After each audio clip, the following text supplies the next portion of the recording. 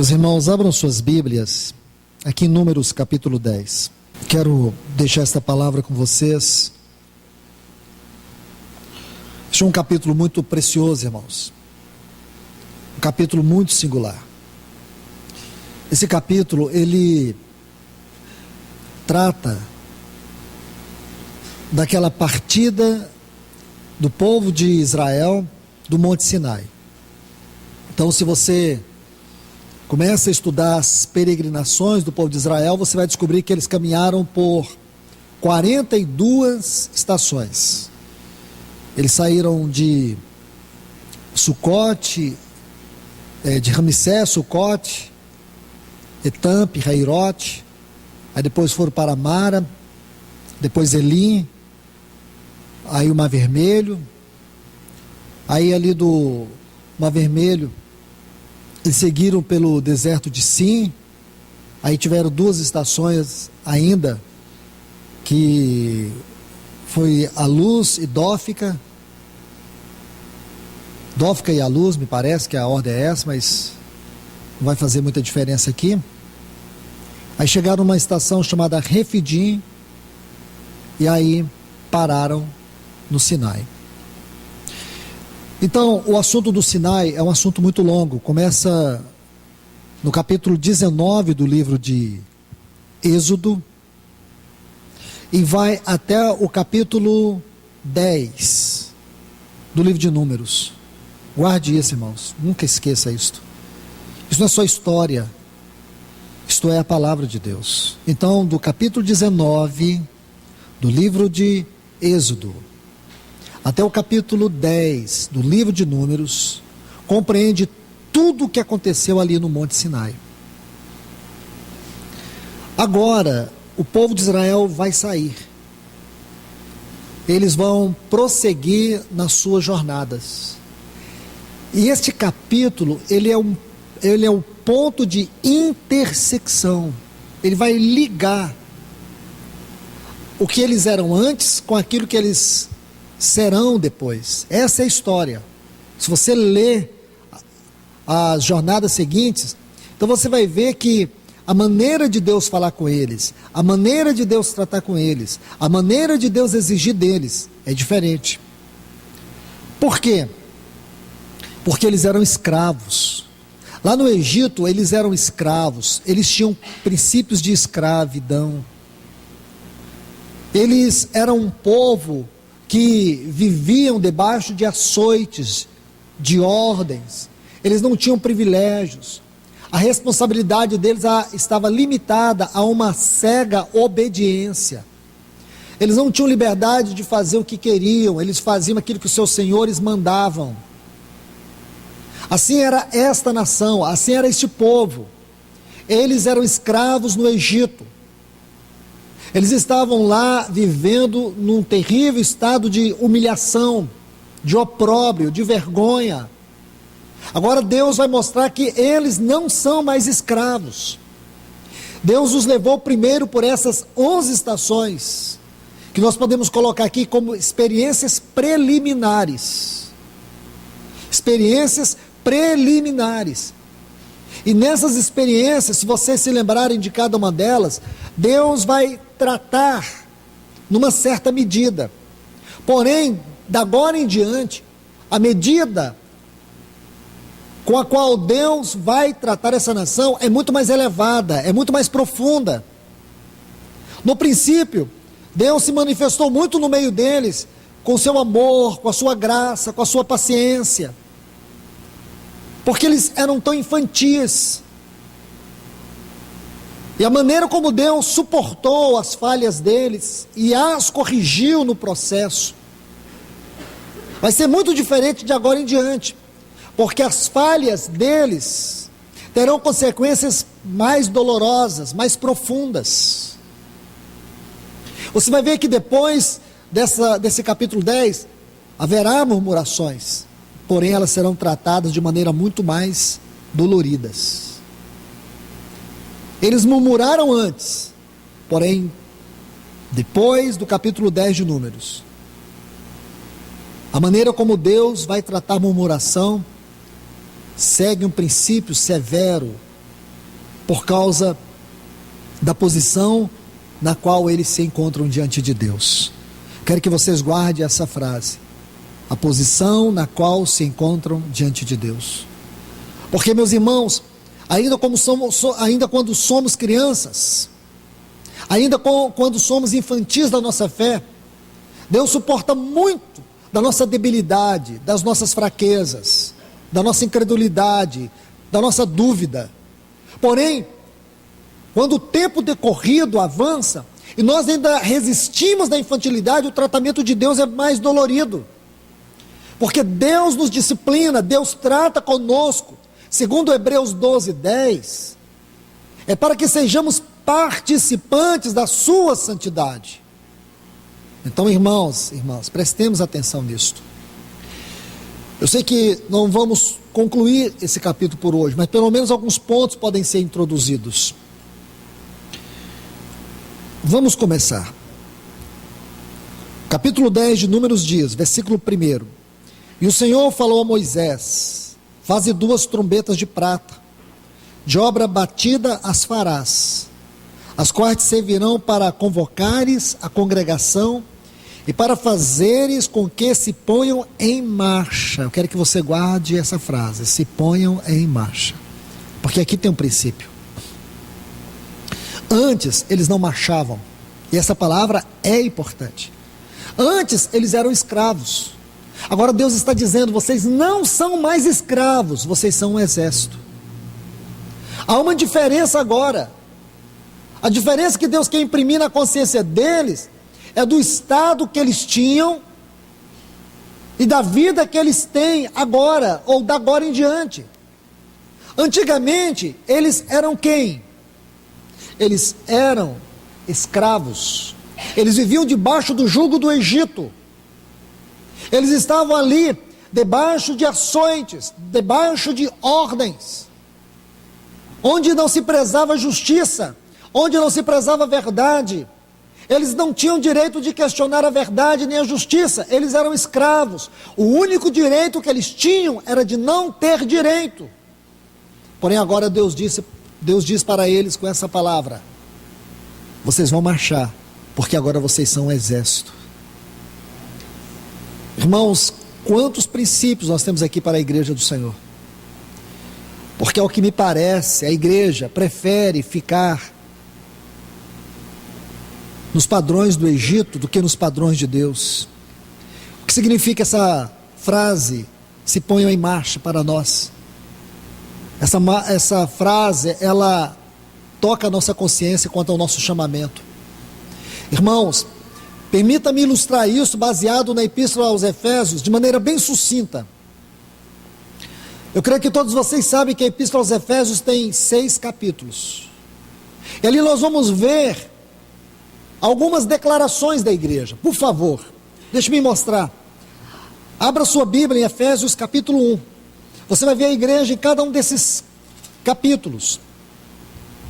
No capítulo 1, no versículo 23, se você pegar o 22 e o 23, você vai ver que a última palavra do 23 é a igreja. Igreja, ou da igreja, essa frase. A última frase do versículo 22, da igreja. Agora, olha o 23, a qual é o seu corpo. Irmãos, irmãs, então no capítulo 1, Paulo vai nos apresentar que a igreja, ela é o corpo de Cristo. A igreja é o corpo de Cristo. Agora no capítulo 2, por favor,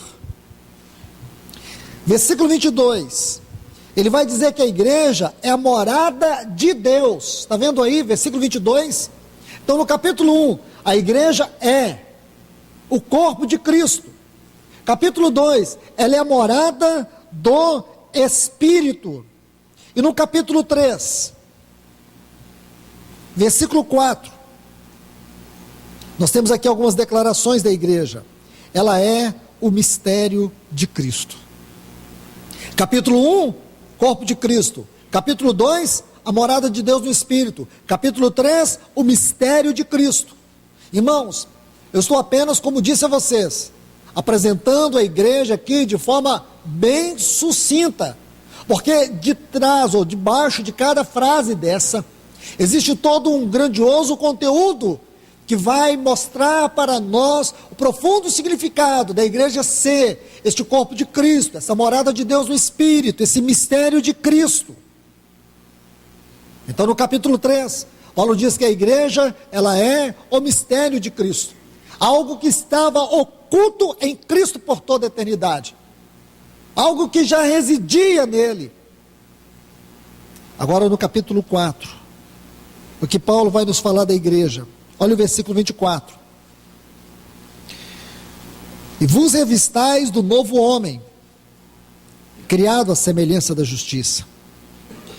Você sabe que confrontando esse texto com Colossenses, Efésios e Colossenses precisam ser configurados juntos, porque essas cartas, elas se completam.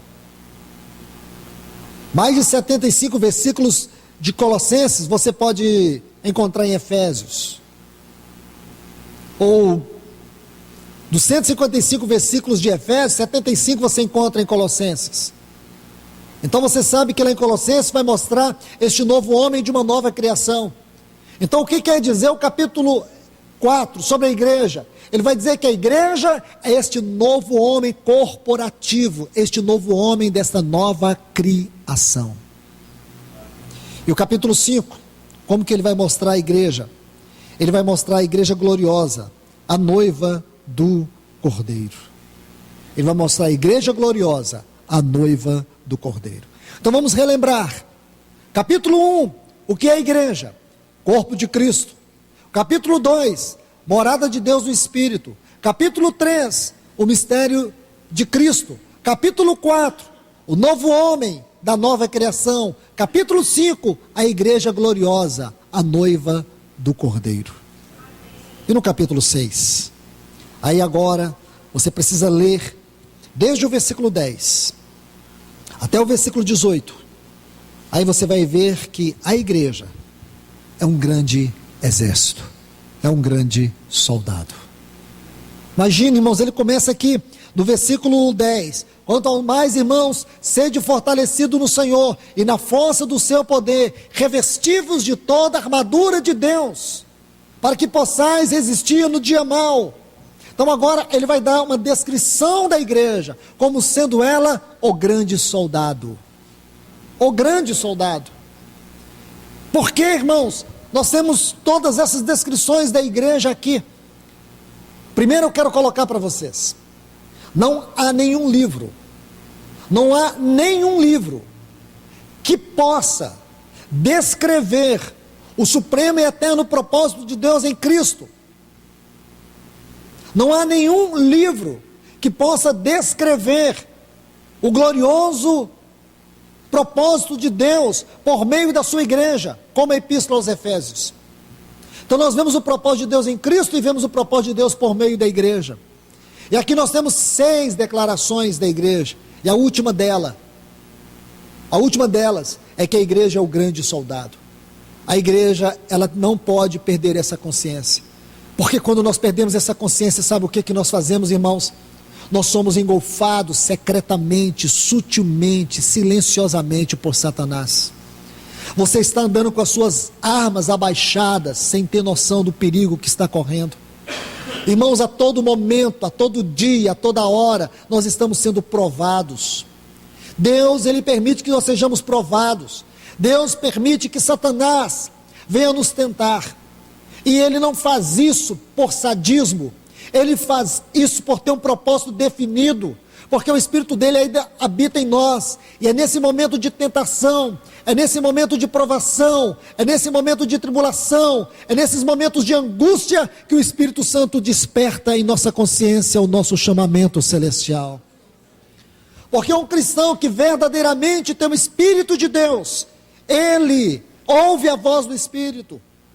Um cristão que tem o Espírito de Deus, ele pode abaixar suas armas, ele pode dobrar os seus joelhos, ele pode até mesmo prostrar, mas nós temos promessa na palavra de Deus, mesmo que você se torne um esqueleto, o Espírito Santo vai te vivificar, e ele vai te levantar, para que você se recobre do seu chamamento celestial. Então o Senhor diz aqui: marchem. O que Ele quer dizer com isso, irmãos? O Senhor está dizendo para eles algo muito sério. Agora vocês são um exército. E será que nós temos noção que nós somos esse exército, irmãos? Moça, rapaz, minha irmã, meu irmão, será que você tem consciência que você é esse exército? Será que você tem noção que você foi chamado para ser o exército do Senhor na terra? Você pode até estar dizendo: mas eu pensei que o exército do Senhor eram os anjos. São, mas eles não têm o poder que nós temos. Eles não têm a autoridade que nós temos. Sabemos que, humanamente falando, um anjo, ele é infinitamente mais poderoso do que eu e você. Mas anjos não são seres cheios do Espírito de Deus, como eu e você somos. Anjos não são habitados pelo Espírito Santo, como eu e você somos. Eles estão debaixo de um poder delegado. O poder que eles têm é um poder delegado. O poder que eles têm é o poder que eles têm da submissão. É o poder que eles têm como criação. Mas o poder que eu e você temos é o poder de filhos, aqueles que têm a mesma natureza do Pai. Anjos não são herdeiros de Deus, anjos são a nossa herança. Agora eu e você somos herdeiros de Deus e co-herdeiros com Cristo. Anjos habitam o céu, estão lá, por toda a glória celestial eles estão lá, habitando, cumprindo o propósito de Deus. Mas eles não têm autoridade de ligar os céus na terra, eu e você temos. Anjos não têm autoridade, como eu e você temos, no nome de Cristo Jesus. E sabe por que você não sabe disso? Porque você conhece pouco desse nome. Você não tem entendido o que é viver para esse nome. Você não compreende o que é seu exército na terra. Deus não vai usar anjos para esmagar a cabeça de Satanás. Deus vai usar você. Deixa eu repetir isso, que acho que vocês não entenderam não. Romanos 16, 20. Diz assim: o Deus de paz esmagará Satanás debaixo dos nossos pés. Irmãos, imagine que Satanás é um poder extraordinário. Ele tem sim um poder que foi delegado a ele. Um poder como anjo. E ele, por ter sido um anjo em posição especial, e ele se rebelou, porque não viveu em submissão ao reino, à glória e à vontade de Deus.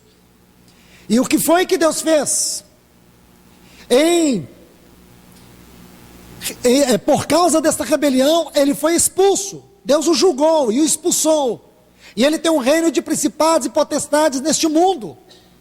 E o seu reino chegou ao ponto mais elevado e mais profundo, porque aquele primeiro homem que Deus criou, Adão, ele pecou.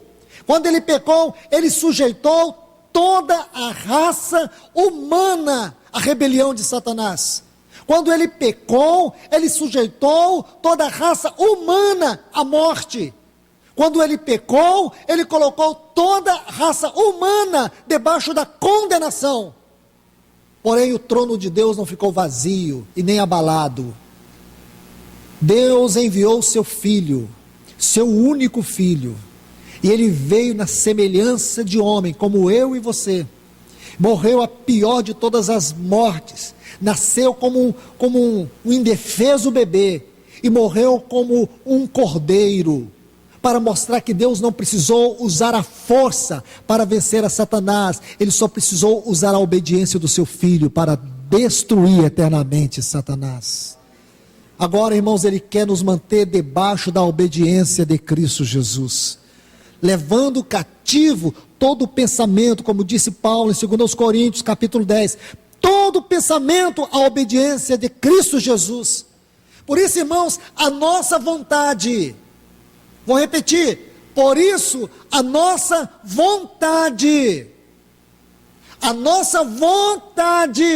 ela precisa ser colocada debaixo da vontade de Deus.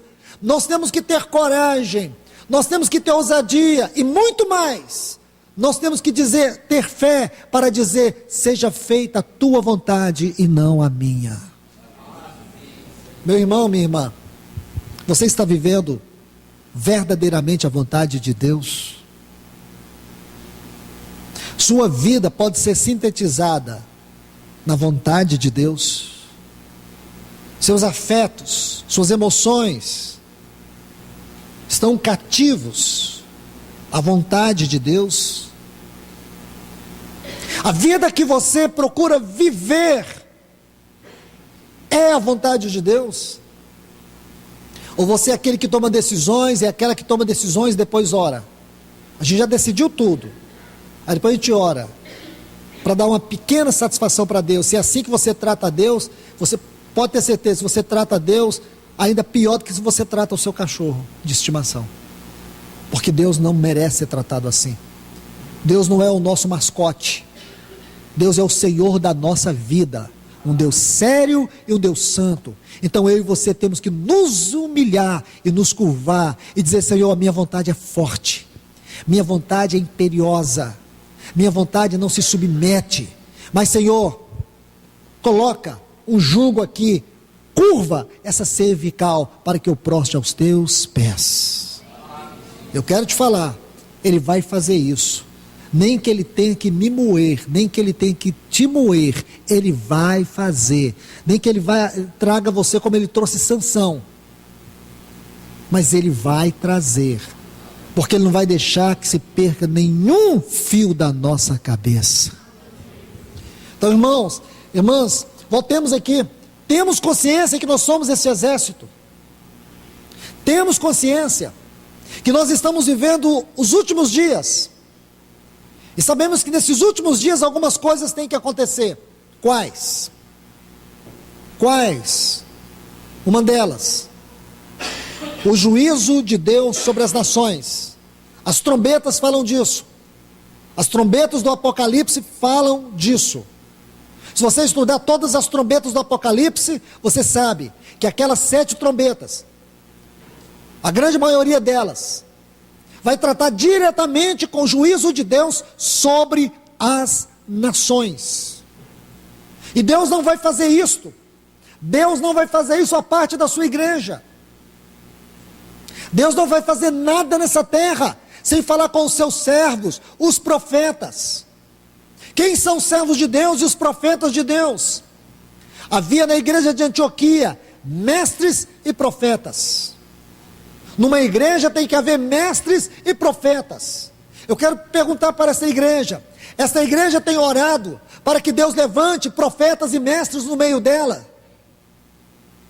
Irmãos, se uma igreja não tem profetas e mestres, então ela está virando um circo, ela está virando um teatro, ela está virando qualquer coisa menos igreja. Irmãos e irmãs, a partir de hoje, volte para suas casas, dobre os seus joelhos e ore ao Senhor e diga: Senhor, levante profetas e mestres no meio do teu povo. Sabe por quê? Para que nós não andemos a ermo. A igreja não precisa de animadores de auditório e nem contadores de história. A igreja precisa de mestres, a igreja precisa de profetas, porque somente eles podem revelar a mente do Senhor. Por que tem muito pessoas ou comunidades cristãs entretidas com este mundo? Toda a sua programação anual está revestida das coisas do mundo. Por quê? Porque não tem profetas, porque não tem mestres. Compreende, irmãos? E eu falo para vocês, ser mestre, ser profeta, não é título não, viu? Não é título, também não é posição não. Se for posição, eu vou dar uma ideia para vocês, é a pior posição que alguém poderia almejar nessa terra. Paulo diz assim: se alguém deseja episcopado, excelente obra deseja. E todo mundo pega esse texto de maneira positiva, ele é negativo. Porque naquela época, quando a igreja era perseguida, quando a igreja era aprisionada, os primeiros a serem mortos eram os episcopos, eram os profetas, eram os mestres. Você conhece a história de algum profeta que terminou rei de alguma nação? Você conhece algum profeta que terminou um grande político? Você conhece? Todos eles terminaram da pior maneira possível. Então eu já vou adiantar, irmãos. Se vocês querem orar, ore pedindo gente séria. Ore com fé. E se você sentir que esse é o seu chamamento, irmão, eu quero te falar, você vai sofrer até convulsões, como muitos sofreram, como muitos tentaram fugir de Deus, como muitos disseram: Senhor, não sei nem falar. Outros disseram assim para Deus: Senhor, minha família é menor de Israel. Entende? Outro disse: eu sou uma criança. Compreende, irmãos? Você nunca vai ver um profeta de Deus, na palavra de Deus, quando recebeu o encargo de Deus, pulando como o jovem que passou em primeiro lugar no vestibular. Geralmente entraram até em depressão. E se você tiver um dia de receber esse encargo, não faça como aqueles 50 profetas no tempo de Elias, que preferiu ficar escondido dentro de caverna. Coloque a cara para fora. Corra risco.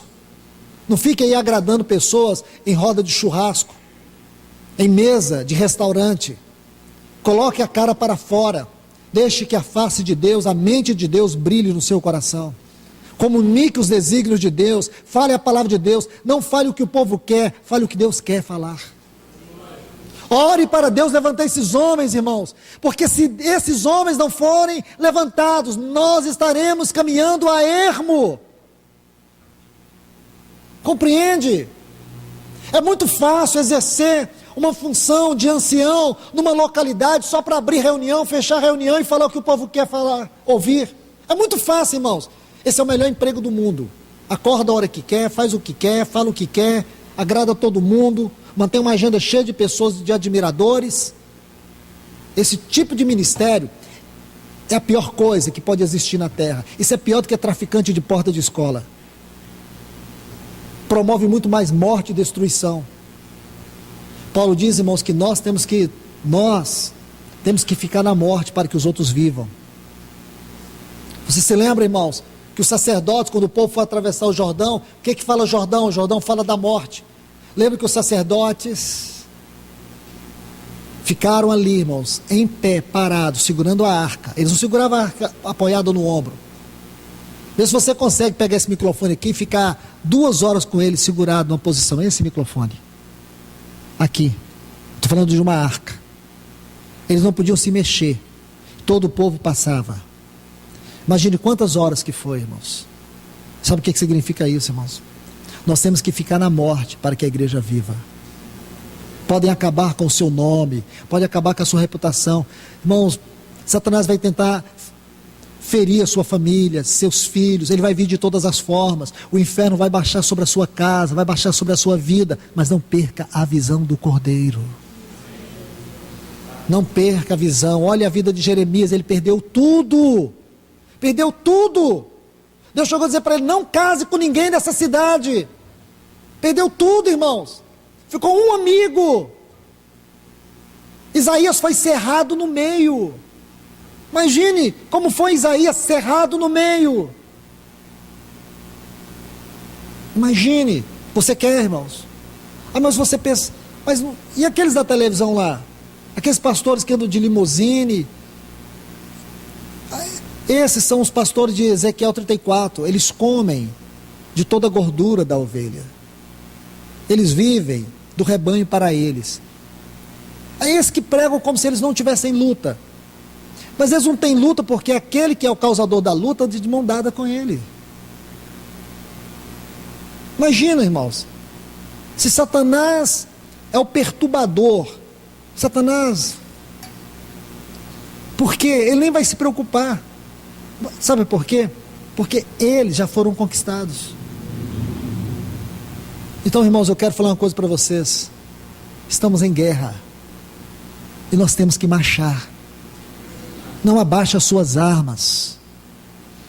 Você pode estar cansado, estar cansada, mas os que esperam no Senhor renovarão suas forças. Pode ser que hoje o Senhor renove suas forças de uma maneira que você nem imagina. Pode ser que as palavras já não estão vindo na sua boca nem para orar. Você não sente força nem para ajoelhar. Você sente que suas forças já foram embora. Você não tem mais nem coragem de orar, porque você sente que as suas orações não estão sendo respondidas. Não olhe para isso. Olhe que você foi chamado para viver o momento mais importante da história da igreja. Você foi chamado para viver o momento que Paulo, João, Tiago, eles sonharam por esse momento. Eles sonharam pela volta do Senhor, mas não foi para eles que o Senhor voltou. O Senhor vai voltar para nós. Nós vamos ser aquela geração, irmãos, que vamos ver o juízo de Deus contra as nações. Deus vai julgar essas nações. Este evangelho do reino será restaurado. Satanás será esmagado. Cristo vai voltar para nós. Nós vamos encontrar com eles nos ares. Encontraremos com os santos. Ele vai trazer o seu reino sobre essa terra. Ele vai pisar a cidade santa com a sua igreja. Ele vai mostrar para todo mundo a glória da riqueza da sua graça para conosco. Então, irmãos, tenha consciência disso. Tenha consciência. Não perca a consciência. Quero encorajar vocês a continuar lendo esse capítulo 10. Se o Senhor nos permitir, nós vamos voltar aqui. Continuar a partir desse capítulo, a partir desse versículo. Vamos estudar, irmãos. Estude, leia este capítulo quantas vezes for possível. Não leia só uma vez. Veja quantas lições tem aqui. Quantas lições tem aqui. Vocês vão ver aí, depois a gente vai falar de maneira mais prática, aqueles que Deus chama para ir na vanguarda. Depois ele vai falar daqueles que ficam lá na retaguarda. Como nós precisamos desses irmãos. Eles estão aqui espalhados, ó, e nem estão sabendo. Vocês estão aqui e nem estão sabendo. Estão aqui parados fazendo o quê? Por quê?